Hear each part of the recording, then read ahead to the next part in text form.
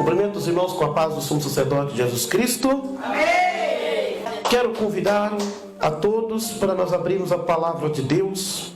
Mateus 24, 27. Glórias a Deus. Amém, irmãos? Vamos à leitura da palavra do Senhor. Porque assim como o relâmpago sai do Oriente e se mostra até o Ocidente, assim será também a vinda do Filho do Homem. Glória ao Pai, glória ao Filho, glória ao Espírito Santo, ao único Senhor e Salvador eterno, Sumo Sacerdote Jesus Cristo. Eu te agradeço por sua palavra que concedeu a nós nesta noite. Amém. Meus irmãos, nós estamos no Evangelho Eterno, onde é um campo de uma dimensão totalmente diferente dos Evangelhos. E hoje nós vamos falar sobre o arrebatamento. Não iremos falar aqui de arrebatamento falso. Todos os arrebatamentos verdadeiros, autênticos, concedidos pelo próprio Deus. Glórias a Deus. Esta palavra parece polêmica, até porque cada pessoa interpreta diferente. Como já somos comprometidos com a verdade, não poderíamos deixar a emoção nos arrastar. Os irmãos precisam entender que o arrebatamento ele não está ligado à emoção. Porque se nós emocionarmos e pensando que a estrutura de uma vida espiritual está em cima de uma emoção, perderemos tudo de bom, tá? A emoção não pode estar ligada a uma grande bênção de Deus. Nós, servos de Deus, temos que viver pela razão, que é um instrumento bíblico. O que chamamos de arrebatamentos não é simples, como muitos imaginam. Há várias conclusões nessa palavra, tá? Então ponha muita atenção. Arrebatamento não é apenas, olha, vamos sumir, vamos deitar com a asinha preta, acordar com a asinha branca lá em cima no céu e tudo ok. Não, calma aí. Tudo tem uma preparatória. Glória a Deus, aleluia. Tudo tem uma preparatória. E essa preparatória é o nosso dia a dia. Aqui mostraremos cada uma delas. E por fim, o sumo sacerdote Jesus buscando o seu povo, tá? Quer dizer, a preparatória dele buscando o seu povo. Mas não vamos falar como ele buscará o seu povo. Isso aí não vamos comentar. Vamos mostrar versículos como isso vai acontecer. Tá? O arrebatamento é, em si, a condução de algo ou alguém. Alguém vai ser conduzido para algum lugar. Arrebatamento ela pode ir para o céu ou para um outro lugar. Isso vai depender. Não quer dizer que arrebatamento a pessoa foi direto ao céu e tá tudo bem. Não. Arrebatamento é você sair do local inexplicavelmente. O apóstolo Filipe, ao anunciar Jesus, o sumo sacerdote, ao eunuco etíope, disse a palavra que foi arrebatado. Após isso, achou-se em outro lugar. Esse tipo de transporte ocorreu no tempo dos apóstolos. A sugestão que nós temos que ter aqui para manter uma posição, tá? Vamos mostrar aqui uma posição, por que pode ter acontecido aquilo. Porque é isso, os irmãos, se eu disser para os irmãos aqui, mas aconteceu, pronto, a água para, porque a Bíblia disse, não é verdade? A água para. Mas nós temos que saber por que aconteceu aquilo. Até porque, se você não sabe por que aconteceu aquilo, você também não vai saber por que isso não acontece hoje, né? Então vamos lá. Aquele povo, sem dúvida, haveria de morrer muita gente nas duras investidas do imperador. Sabemos que isso não foi diferente. Muitos ouvintes da Escritura também sofreram. Então, irmãos, não demorou tempo. O imperador marcou uma audiência solene com todas as pessoas. E quem não entrasse no seu joguinho iria morrer. E essa situação nós já sabemos que sempre aconteceu. É fatos. As tribos dos filhos de Israel, irmãos, os irmãos não andavam com sapatinho, com couro de jacaré brilhando ali, servindo de espelho. Não. As tribos de Israel, irmãos, era complicado. Talvez é por isso que muita gente hoje não quer ser tribo de Israel, né? Apesar que essa não é a realidade. Mas as pessoas sabem que não foi fácil, né, o começo. Mas vamos ouvir aqui. Atos 8:39. E quando saía da água, o Espírito do Senhor arrebatou a Filipe e não o viu mais o eunuco. Jubiloso, continuou o seu caminho. O Espírito de Deus arrebatou Filipe para um outro lugar. E nunca mais ele viu o eunuco que havia batizado. Esse foi um dos casos acontecidos de um arrebatamento. E hoje nós vamos continuar com essa palavra para que os irmãos entendam aí como funciona, tá bom? Em todos os lugares, os irmãos anunciavam o Evangelho eterno. E aqueles que o aceitavam eram julgados para a salvação. Já quem o rejeitava, entregara a sua alma a Satanás. Viu? Quando a pessoa automaticamente rejeita o sumo sacerdote Jesus, ele automaticamente está entregando sua alma a Satanás.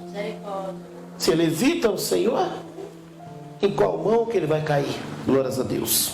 Já quem o rejeitava, entregara a sua alma a Satanás, que a confinou no abismo eterno. Então nós sabemos, entregou para Satanás, prepare-se que o abismo está chegando, tá? O abismo está chegando.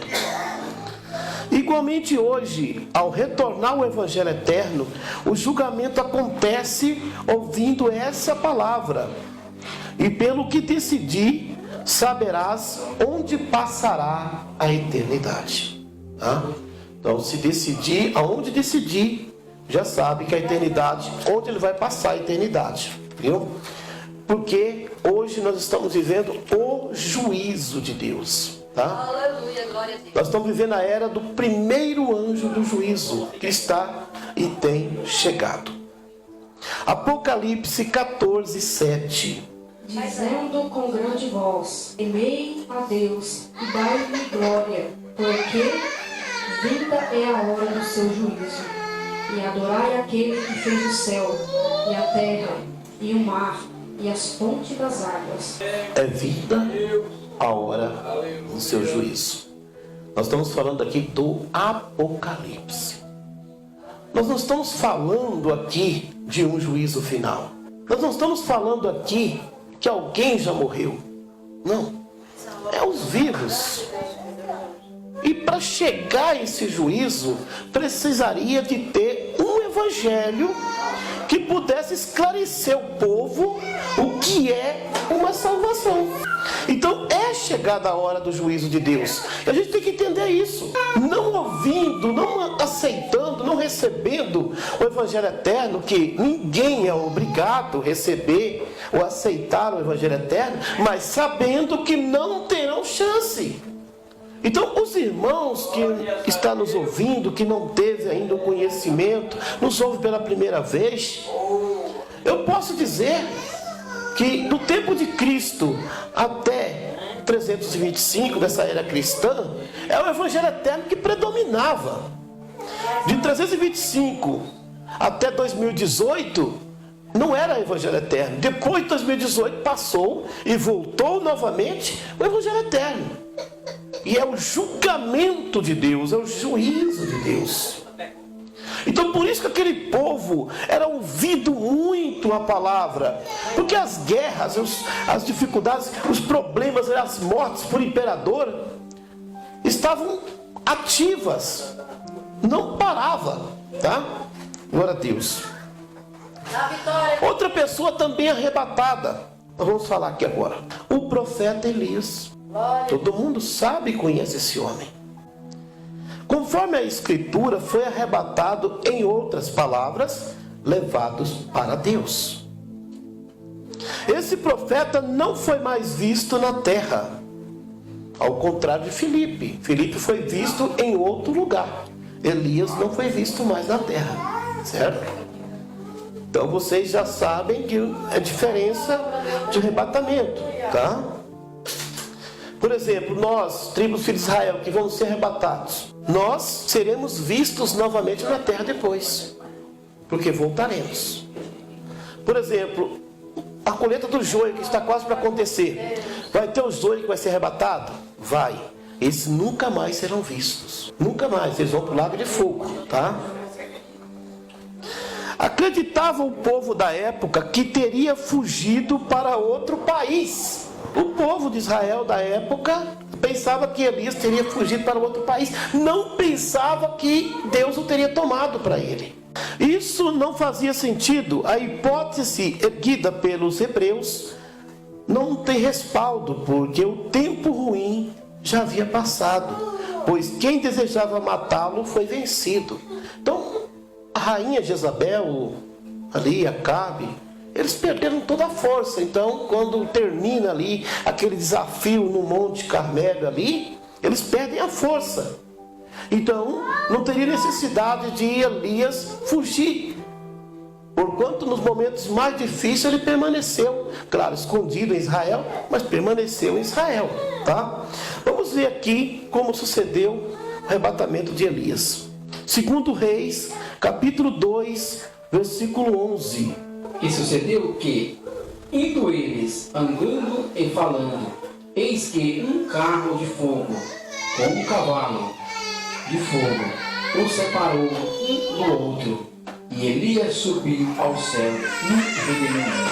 Então, Elias foi levado num carro de fogo entre um redemoinho. Pastor, eu estou enjoado de saber disso. Tá. Ok, você está enjoado de saber disso. Mas será que você está sabendo os detalhes? Não, não está sabendo os detalhes. Você ouviu o texto e falar de quem você está enjoado de saber.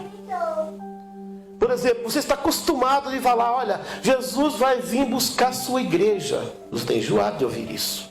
Mas aí, tem respaldo bíblico para isso? Acreditou em algo que não tem fundamento. Perdeu tempo. Aí tem que formatar a mente. Tem que aprender de novo.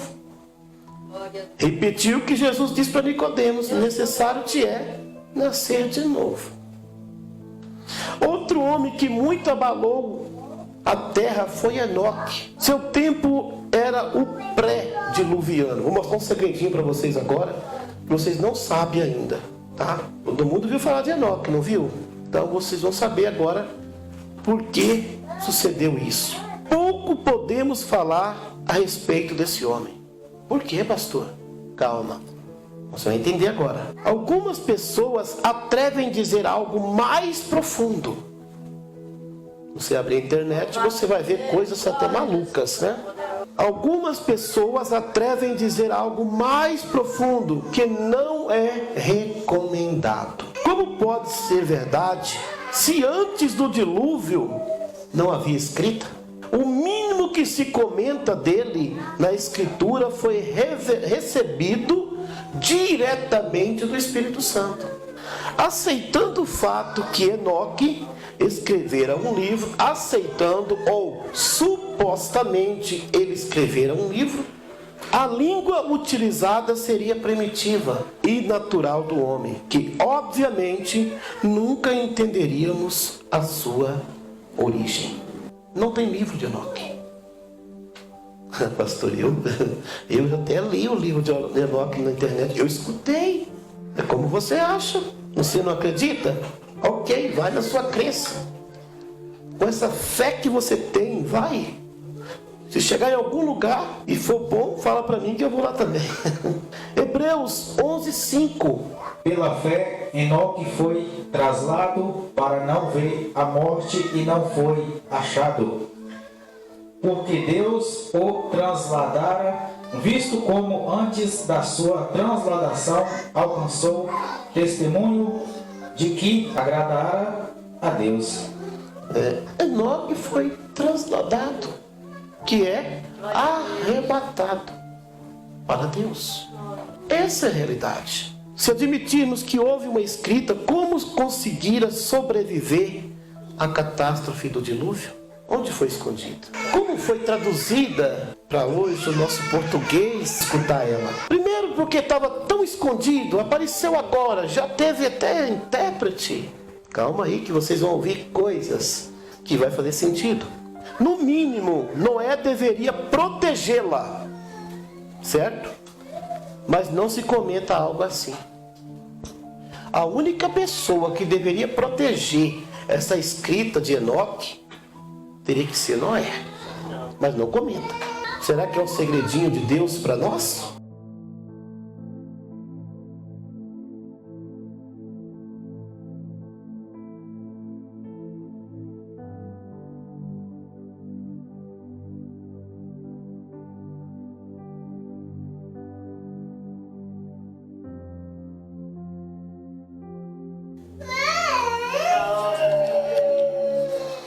No entanto, por revelação do Espírito Santo, conta-se que Enoque nasceu, cresceu e casou-se.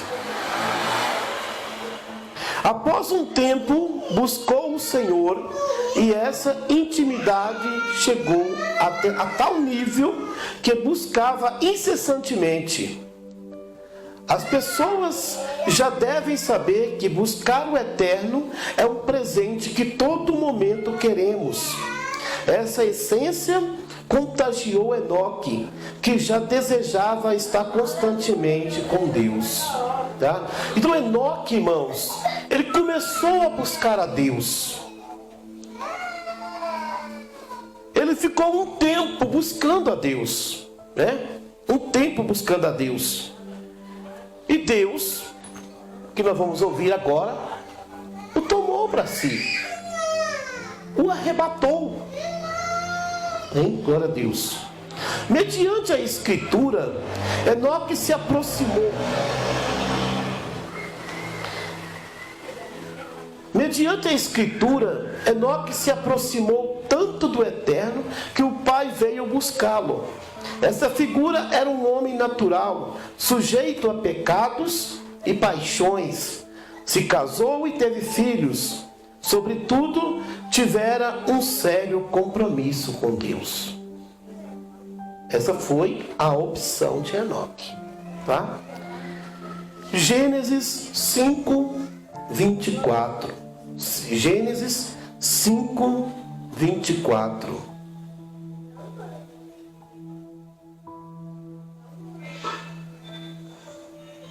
Então, e andou Enoque com Deus, e não foi visto mais, porquanto Deus para si o tomou. Andou Enoque com Deus. Andou Enoque com Deus, e Deus para si o tomou. Esse homem foi arrebatado. O Enoque, agora o segredinho está aí, tá bom? Guarde aí. Eu não estou mudando a história. Eu falo o que tem sentido. O que mais próximo da história. O que está mais próximo da história. O Enoque comentado hoje não refere-se àquele pré-diluviano. Não é o Enoque pré-diluviano. Meu Deus. Muito menos as bizarrices firmadas no livro. Infelizmente, irmãos, Satanás ele quer colocar o céu como um lugar ruim para ninguém desejar estar ou chegar lá. Esse foi outro Enoque que viveu em torno de 350 depois de Cristo. Esse homem tinha uma reputação ruim e queria liderar a igreja recém-fundada, mas a liderança, percebendo não ter capacidade, o recusou. Esse Enoque conhecido hoje queria fama e poder para destacar na história. Uma revelação de Deus concedida. Eu só quero ver o dia que essa tona cair. É óbvio que não podemos encontrar isso em fonte externa, pois se trata de revelação divina. Como já considerada, a escrita que comprova isto está escondida. As pessoas confundem esse Enoque com aquele pré-diluviano que foi levado para Deus. Se você examinar esse livro, que eu não aconselho, eu não empato meu tempo, você vai ver coisa que você vai espantar. E o céu não é um céu desejado, que nós desejamos, e que o mundo deseja estar lá, e que até o próprio diabo tem vontade de voltar. Não. O céu que o sumo sacerdote Jesus foi preparar não é assustador e nem seus habitantes. Aquilo pode ser uma representação do Jesus Cristo de Ismael e sua morada. Pode, é uma simbologia, tá? É uma suposição. É importante sabermos separar os fatos para não procriar confusão nas pessoas. Você prega um Jesus de amor, onde nós, perfeitos como somos, imagem e semelhança de Deus, e você começa a ver aquelas criaturas horríveis, acaba o desejo de querer morar no céu, né? O esforço do ser humano para querer morar no céu. E vocês veem que esse livro começou a aparecer de pouco tempo para cá. Esse livro, aproximadamente 10 anos para cá. Não seria porventura de estimulando as pessoas para não se filiarem às tribos dos filhos de Israel? Para elas não buscar a Deus? Mas nós vamos permanecer falando a verdade. Glória a Deus.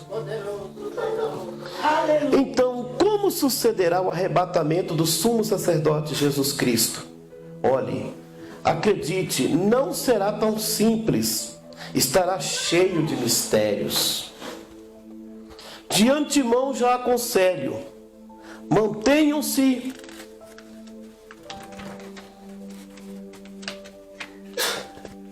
preparados. A investida de Satanás será maior que as pessoas pensam. Porém, antes daquele dia, virão as apostasias.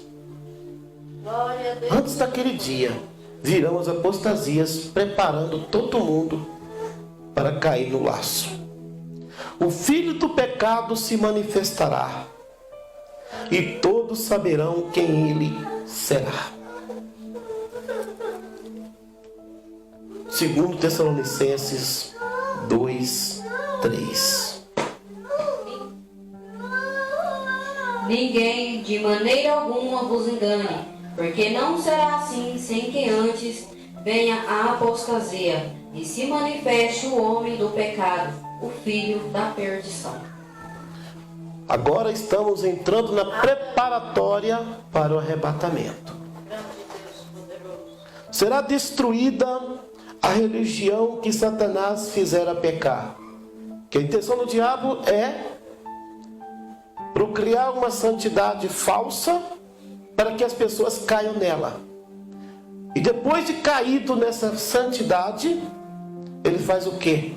Destitui o local que você acredita ser bom. Ele faz você entrar na casa de morcego e depois derruba a casa do morcego.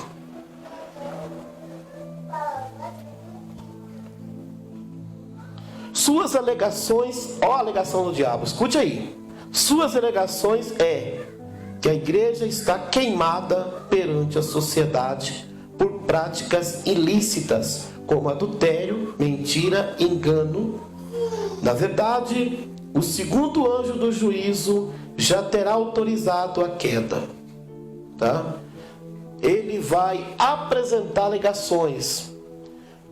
Eu não gosto da igreja, eu não quero que a igreja prevaleça, porque na mídia as suas palavras vão ser essas: eu não quero a igreja porque a igreja já se contaminou. Eu sou santo, eu sou Jesus Cristo, eu sou santo. A igreja contaminou. Muitas lideranças pecando, muitas pessoas entrando em pecado de engano. Vai ser um tiro no pé. Então o que ele trazer para mim é bom, né? Porque afinal o que ele falou é verdade. Irmãos, logo em seguida, o filho do pecado implantará uma forma diferenciada de adoração, mas só permanecerá naquele rito quem comprometer com a liderança, o Jesus Cristo de Ismael. Se você não comprometer com ele, você não vai conseguir entrar naquele rito. Você quer comprometer conosco? Então você vai fazer parte da nossa adoração. É uma adoração totalmente diferenciada desta que nós estamos acostumados a ver e ouvir. Totalmente diferenciada. Mas o anjo, o segundo anjo do juízo, glória a Deus, ele vai atuar. Amém? O segundo anjo do juízo vai atuar. Apocalipse 14, 8.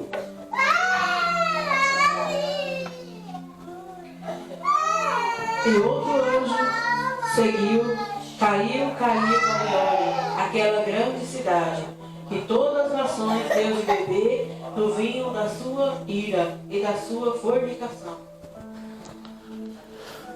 Então vocês percebem que esse anjo vai dizer isso. Isso é uma ordem. Acaba com a igreja. Cai, Babilônia. Acaba. E o anticristo virá com as suas alegações.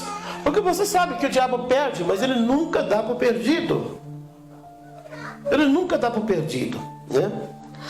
O que surpreenderá a humanidade será a paz que essa adoração trará às pessoas. Agora, antes que vocês esqueçam, esse compromisso aqui, irmãos, é o sinal, viu? É o sinal. Esse compromisso aqui é o sinal, tá?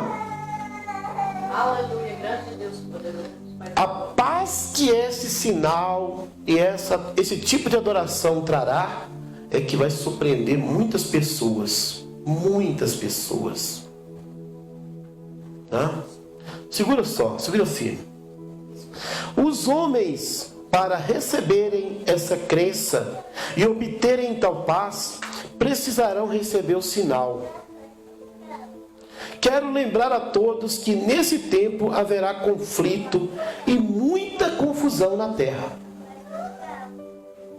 Por pouco as pessoas matarão umas às outras, aborrecerão e roubarão o seu semelhante. Então, no meio de tantos conflitos, de tanta guerra, alguém aparece com uma paz, te mostra alguém que já possui paz e que já fez o seu pacto que deve fazer. Por quê? Porque o conhecido sistema religioso, ele não fala que o sinal da besta também virá para os gentios, só fala para os judeus, e vai ser naquele tempo. Então, queridos irmãos, os gentios vão passar por isso. E o que vai acontecer? Muita gente vai cair nisso. Ele vai olhar para a falsa paz, entregar o próprio corpo e a própria alma à mercê das trevas. 1 Tessalonicenses 5:3.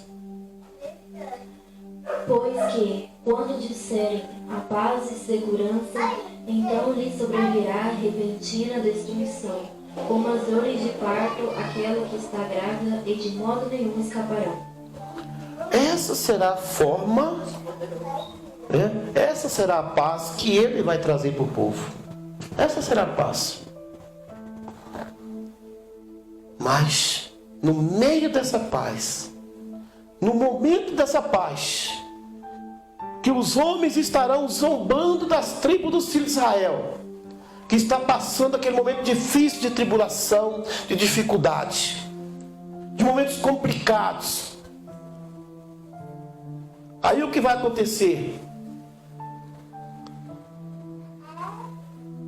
Acontecerá o arrebatamento do sumo sacerdote Jesus Cristo. Aleluia. Nesse meio tempo. Mas pasme, muitos das tribos dos filhos de Israel que não tenham aceitado o sumo sacerdote Jesus pegarão essa falsa paz. Espera aí. Muitos das tribos dos filhos de Israel que não tenham aceitado o sumo sacerdote Jesus pegarão essa falsa paz. Sinceramente, estes já não possuíam o Espírito Santo, por isso serão facilmente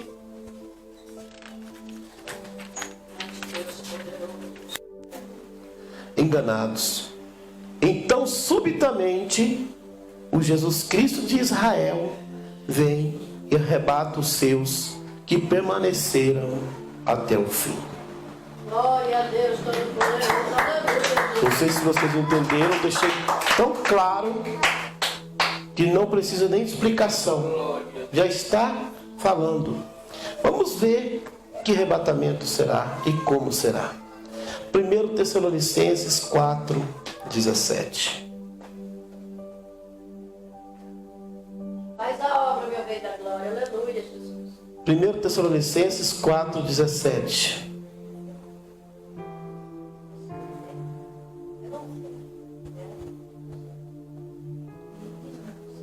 Meu Deus. Vamos ler aqui, irmãos, vamos ler. Depois nós, os que ficarmos vivos, seremos arrebatados, juntamente com eles nas nuvens, a encontrar o Senhor nos ares, e assim estaremos sempre com o Senhor. Tá? Então, amados irmãos, os arrebatamentos são esses. Muita informação em poucos minutos. Tá? Então, hoje eu quero dizer para vocês que houve e que haverá esse arrebatamento. Tá certo? Glórias a Deus. Esse é o momento que nós vamos orar a Deus nesse momento. Glórias a Deus. Louvado seja Deus. Vamos orar ao Senhor, o nosso sumo sacerdote Jesus Cristo. Nosso glorioso Deus, Pai de nosso Senhor Jesus Cristo e sumo sacerdote eterno, nós te louvamos, te bendizemos, te exaltamos diante da tua providência, Senhor, pelo poder da tua palavra. Eu te clamo, Senhor, misericórdia, pelo nome santo de Jesus Cristo, sumo sacerdote eterno. Te agradecemos, meu Pai, por esta oportunidade de juntos aprendermos a Escritura sagrada, gloriosa do sumo sacerdote Jesus Cristo. Amém. Que o amor de Deus, a nova aliança do sumo sacerdote Jesus Cristo e as consolações do conselheiro Espírito Santo permaneça com todos juntos. Amém. Que Deus abençoe a todos.